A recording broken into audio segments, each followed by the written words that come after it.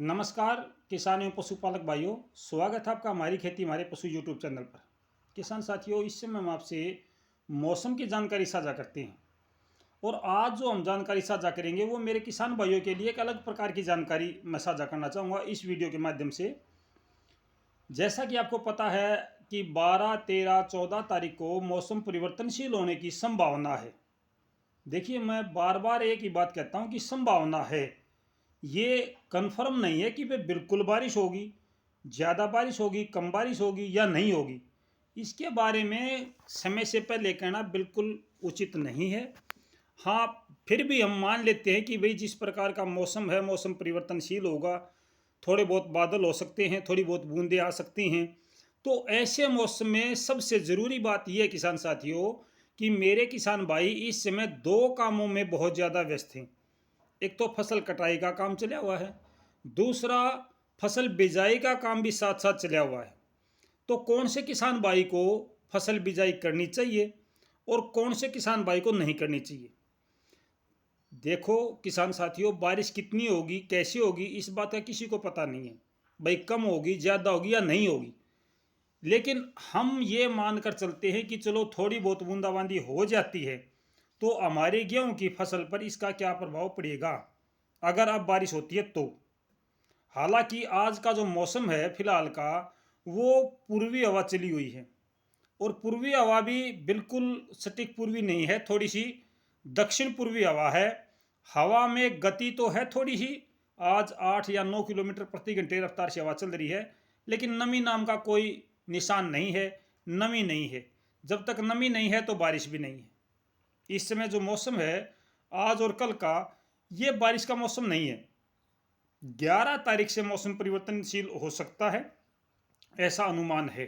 11 तारीख को दोपहर बाद कुछ एक जगहों पे हरियाणा, पंजाब, राजस्थान का कुछ हिस्सा, उत्तर प्रदेश का कुछ हिस्सा है और एनसीआर दिल्ली है, यहाँ पे 11 तारीख को दोपहर बाद बादल छाने की संभावना है। बादल छा सकते हैं। बारिश की संभावना के बारे में अभी मैं कुछ नहीं बताऊंगा।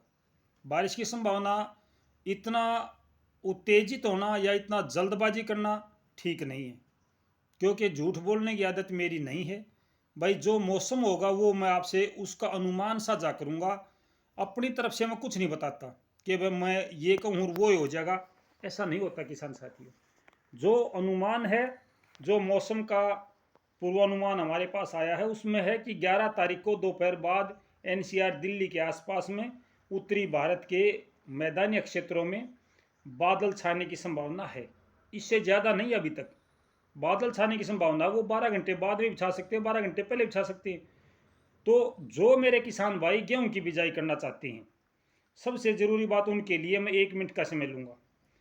जिन किसान भाइयों के खेतों में डली नहीं बन रही, डली जो होती है ना, डली डली नहीं बन रही, यानी कि रेत है, ज़मीन में रेत है, वो किसान भाई गेहूं की बिजाई ना करें, क्योंकि उनके गेहूं में अगर थोड़ी बहुत बूंद हो जाती है तो रापड़ बनी जाएगी।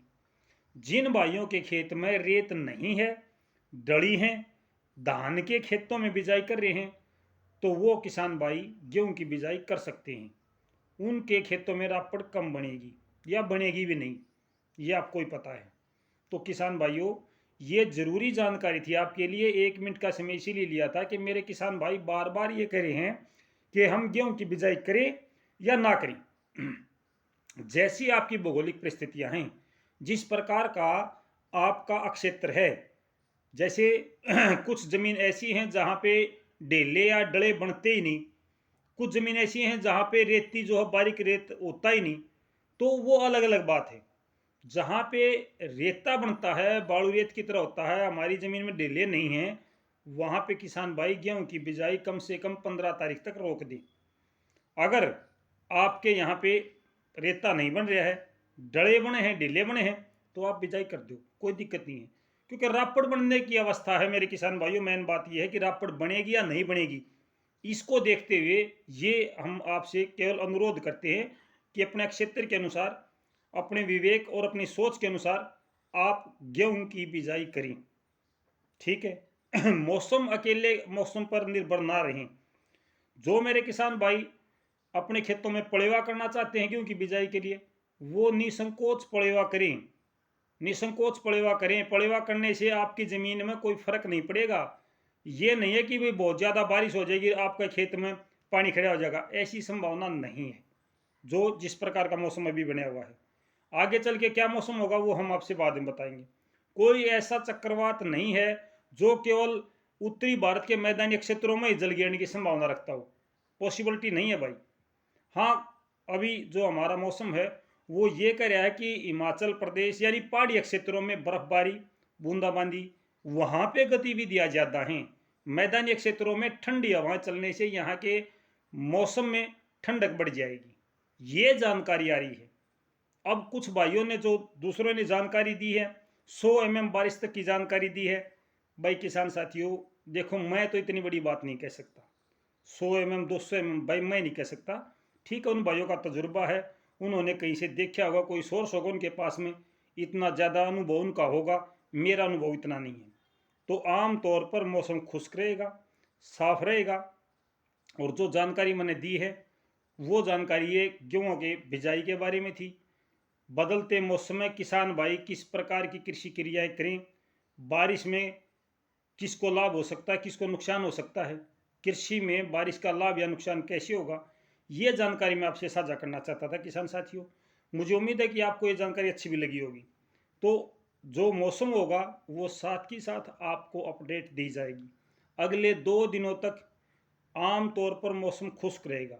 उत्तरी भारत के मैदानी क्षेत्रों में जहाँ तक मैं आपको जानकारी साझा करता हूँ, वहाँ तक आम तौर पर मौसम खुश्क रहेगा, साफ रहेगा। थोड़े बादलों का आभास आपको ज़रूर होगा, दिन भर आपको लगेगा कि कहीं दाएं बाएं बादल हैं, लेकिन वो बादल सूर्य के आगे नहीं आ रहे हैं, ऐसा हमें आभास होगा, लेकिन बारिश की संभावना भी नहीं है। 11 तारीख को दोपहर बाद मौसम परिवर्तन हो सकता है। ये अभी पूर्वी हवा चली है, इसकी तेज़ी बता रही है कि 2 या 3 दिनों के बाद में मौसम परिवर्तनशील हो सकता है। मैंने कल आपको जानकारी दी थी कि अगर चक्रवाती हवाओं का जब यहाँ जमावड़ा होगा और अरब सागर से हवाएं चलती हैं, पश्चिमी हवा चल पड़ती है, एक दिन के लिए या दोपहर तक भी चलती है, तो भी यहाँ बारिश की संभावना बढ़ जाएंगी, गतिविधियाँ यहाँ बढ़ जाएंगी। तो देखने वाली बात है कि मौसम कैसा रहेगा।